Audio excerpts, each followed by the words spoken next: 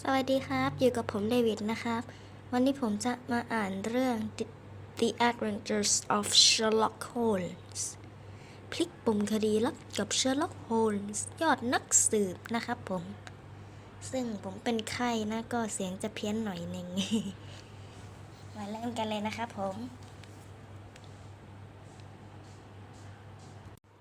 The Adventures of the Speckled Band ฆาตกรรมปริศนากับเชือกลายจุด Before you read มาทำความรู้จักกับตัวละครในเรื่องพลิกปมคดีลับกับ Sherlock Holmes ยอดนักสืบกันดีกว่า Sherlock Holmes is one of the greatest and most famous detectives in the world. He can figure out many things about people just by looking at a piece of their clothing.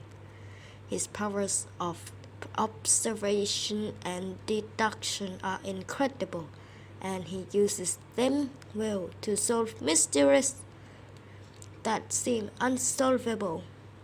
He offers his skills for good people in trouble. This has made him famous. Dr. Watson. Dr. Watson is Holmes' oldest friend. He is not as smart as Holmes and usually cannot figure out what Holmes is up to. However, Holmes liked to have Dr. Watson around, perhaps as a sounding board for his theories. Watson is a faithful friend and he does provide support to Holmes. Helen Stoner. I asked Sherlock Holmes for his help because I am afraid for my life. My sister died under very mysterious circumstances, and now I fear I am next. James Ryder. I'm really not such a bad man. The sun was just big and beautiful. I could not help taking it, but I lost the stone. I guess I'm not a very good criminal. The King of Bohemia. Being a king isn't always good. You know, sometimes you have to marry someone you don't love. My current concern is that Aaron Adler, my ex-girlfriend, would try to stop me from marrying the royal lady. Hopefully, Sherlock Holmes can help me. Chapter 1. Helen Stoner. I awoke very early one morning in April 1883. Sherlock Holmes and I were living together. I looked at the clock and saw that it was only 7. Usually Holmes liked to sleep in late, but he was already dressed, hovering over me. I looked up at him in surprise. What is it, Holmes? I asked. Is there a fire? No, there is a woman here. I think it is a case. I know you will want to hear everything from the beginning, Watson, he said. I quickly got dressed and went downstairs with Holmes. We saw a lady in the sitting room. She immediately stood up when we entered the room. She was dressed in black, and her expression was very grave. Good morning. I am Sherlock Holmes, and this is Dr. Watson. He is my dear friend and associate, Holmes said. We would like to hear everything. We all sat down. I am Helen Stoner. I am living with my stepfather, Dr. Grimsby Roylott, she explained.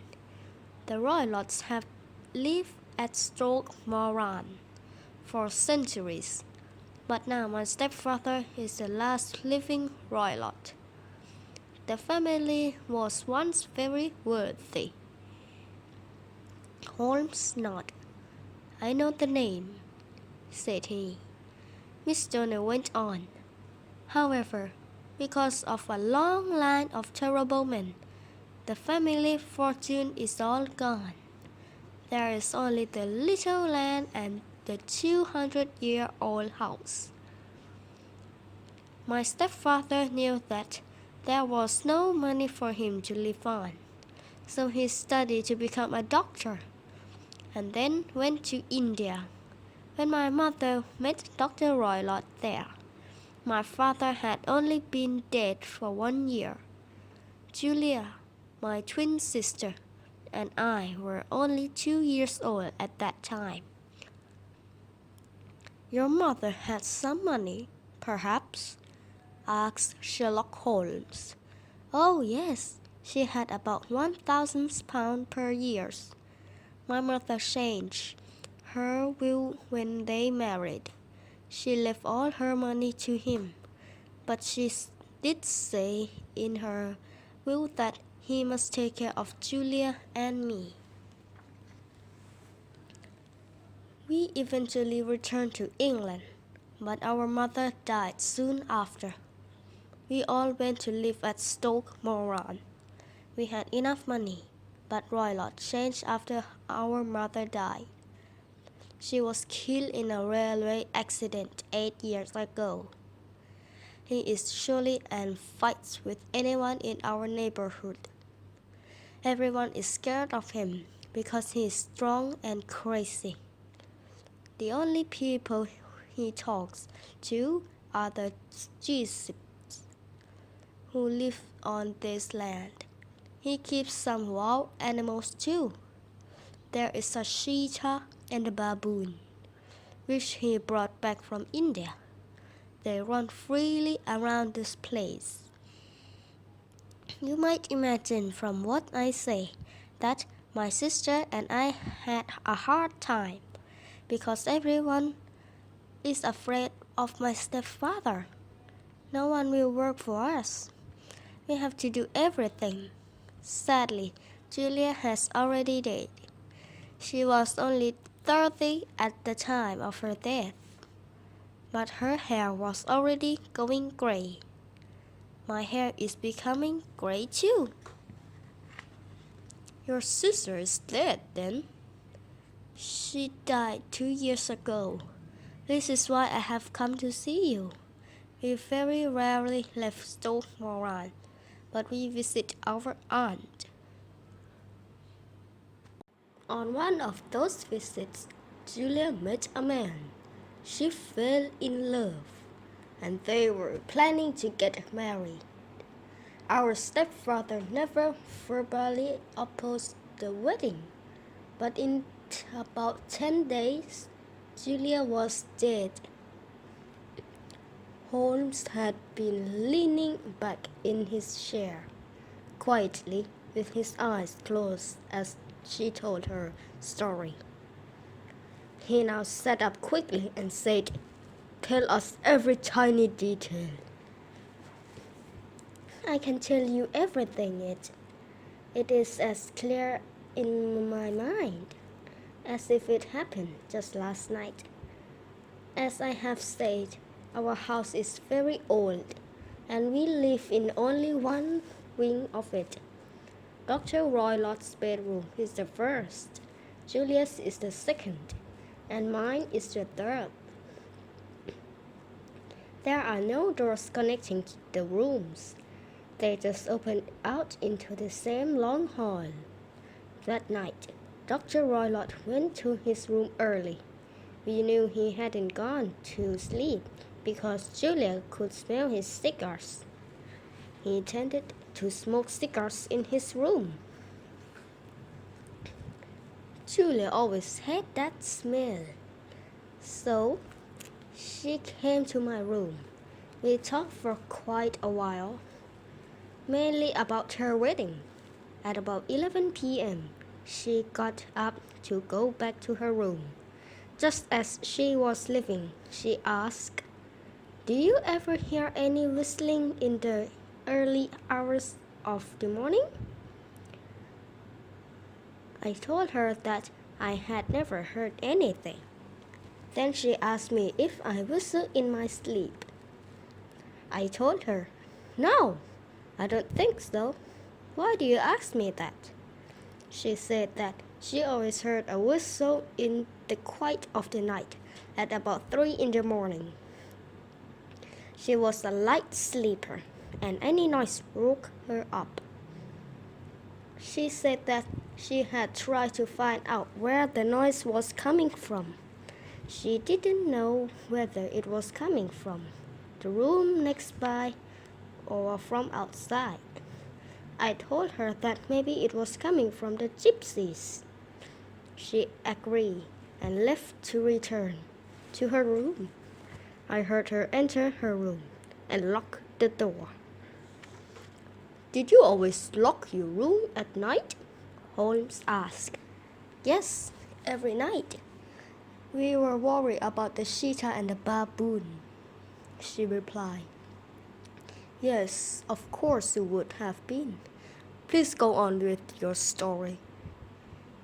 That night, I tossed and turned all night. I did not sleep a wink.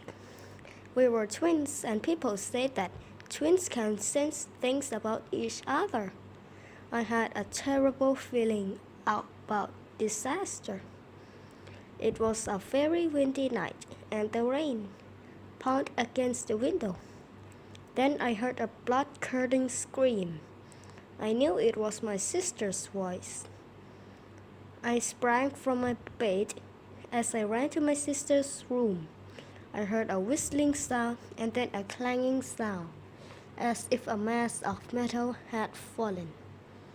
She opened her door slowly. By the light of the corridor lamp, her face was white with terror. I threw my arms around her, but at the moment she fell to the floor. Her last words were, "It was the band, the speckled band." She died instantly. You are absolutely sure you heard a whistle and a clanging sound? Holmes asked Helen. Oh, yes, I will never forget that. Was your sister wearing her night dress? Yes, and we found a matchbox in her hand. What did the police say about the case? They investigated it thoroughly, but they never found the cause of her death. The windows were closed with bars on them. The walls and floor are thick, and her door was locked. Nobody could have entered the room, said Miss Stoner. Holmes listened to this intently, and he had a very serious expression on his face. I don't like the sound of this. Please finish your story, Miss Stoner. He told her. Well, it's been 2 years since my sister's death. I have been lonelier than ever and miss her very much. But I recently met a man, and he asked me to marry him. His name is Percy Armitage. We want to get married in the spring. My stepfather has said nothing about my marriage. But 2 days ago, he told me to move into Julia's room to make repairs in mine. Last night, while in Julia's room, I heard the sound of a low whistle. It was the same sound Julia had talked about on the night she had died. I was terrified, and I immediately lit a candle. I couldn't see anything. Needless to say, I couldn't sleep. As soon as daybreak came, I quickly dressed and came here. Holmes sat in his chair thinking. After a few while, he said, This is very serious. We will come to Stoke Moran this afternoon. How can we get into the house without the doctor knowing? He will be away all day today, she informed them. Good! We will arrive this afternoon. I advise that you return now and wait for us. Miss Stoner immediately left us. Chapter 2. An Urgent Matter. "What do you think of it all, Watson?" Holmes asked. "It seems to me to be a most dark business," I said. "Dark enough. This is a very urgent case, Watson. The most important clue is Julia's last words, the speckled band. It could have been the gypsies whistling and clanging, but I don't think so. Let's eat breakfast. I will go into town for something, and then we will leave."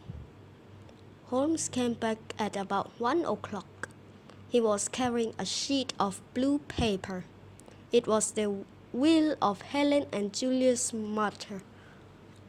Mrs. Stoner left £10,000, but the girls are supposed to receive £2,500 each when they marry. If they don't marry or both die first, the doctor is to get all of the money. There is a motive right there. Let's go, Watson, and bring your gun.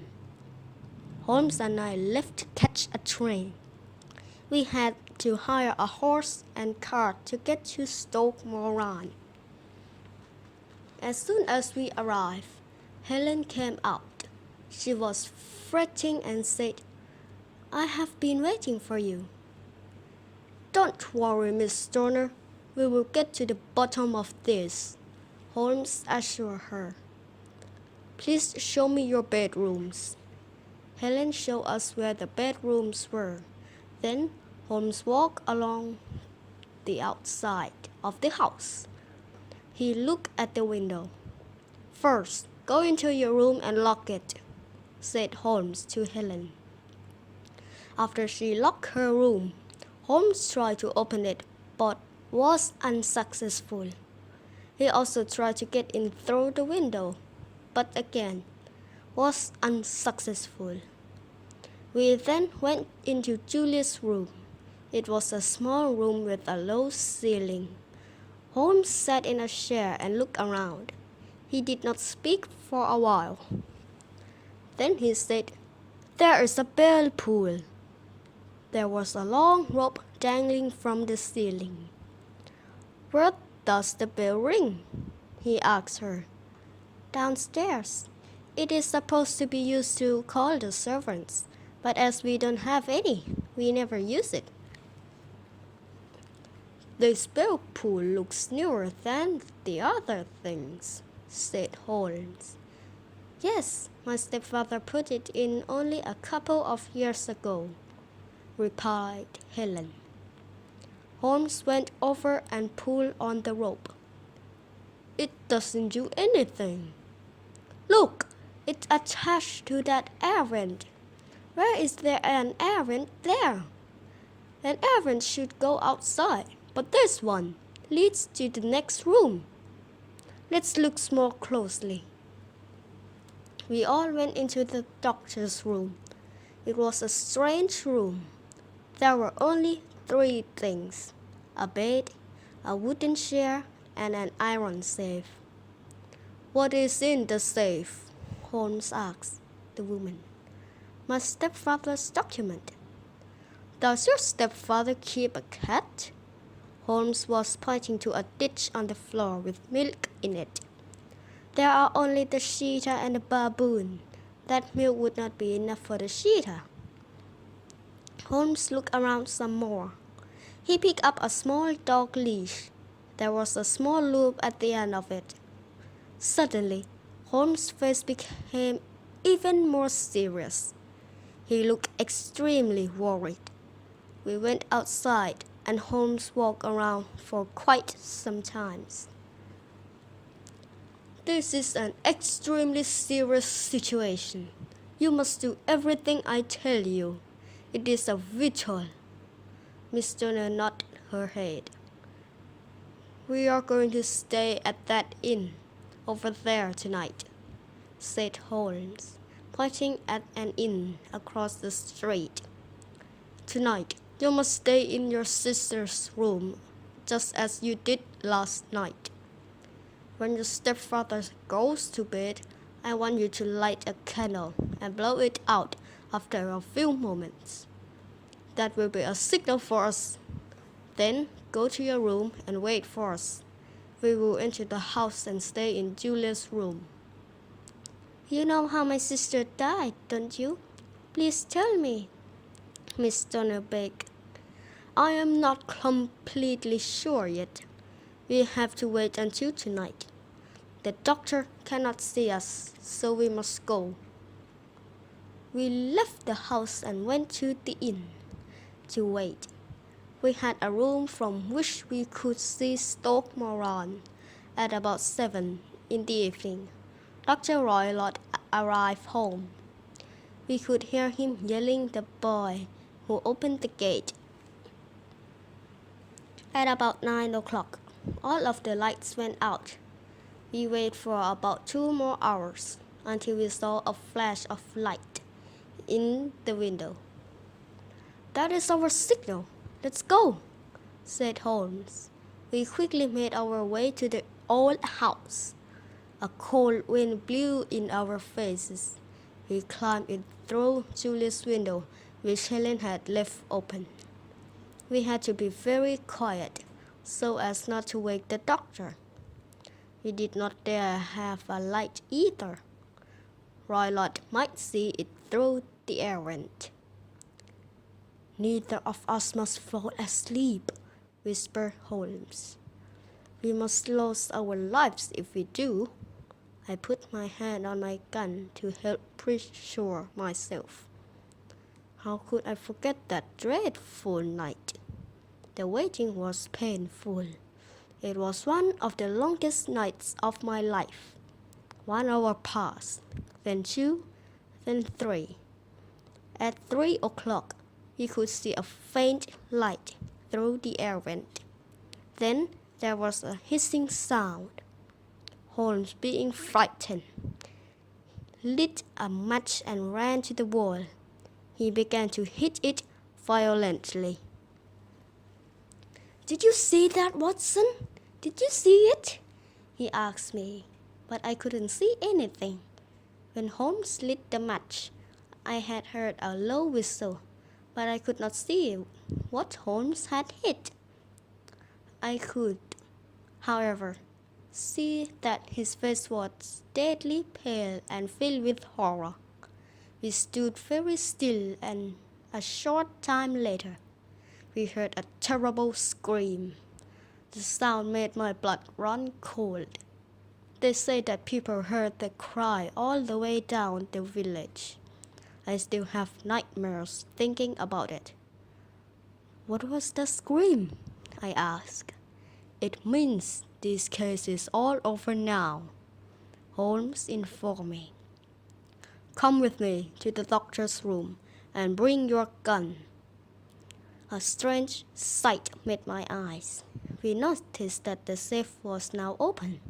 The doctor was sitting in the wooden chair that we had seen earlier that day. The small dog leash was in his lap. He was dead, and his eyes were looking toward the ceiling. Wrapped around his head, we could see a yellow creature with brown spots. "That is the speckled band," declared Holmes. The band began to move. It lifted its head. It was a snake. It was a swamp adder from India. "It is the most dangerous snake in India," said Holmes. "Let's put it back into the cage." Holmes picked up the leash. He looped it around the snake's head. He carried the snake to the safe and closed the door. The next day, the police thought that Dr. Roylott had died from playing a dangerous animal. I knew something was strange when I saw the bell pull connect to the air vent. Dr. Roylott liked exotic animals, so I thought he might have a snake too. He trained the snake to crawl through the vent and go down the rope. Whenever he whistled, the snake returned. The dish of milk was for the snake. The doctor successfully killed Julia with the snake, so I guess he was going to try the same trick with Helen. As soon as I heard the hissing sound, I hid it. I made the snake go back the way it came, Holmes explained. Yes, and by hitting it, you made it angry. It went back and bit the doctor, I said. Really? I am the one who caused the doctor to die. I am glad it was him, and not Helen, you or I.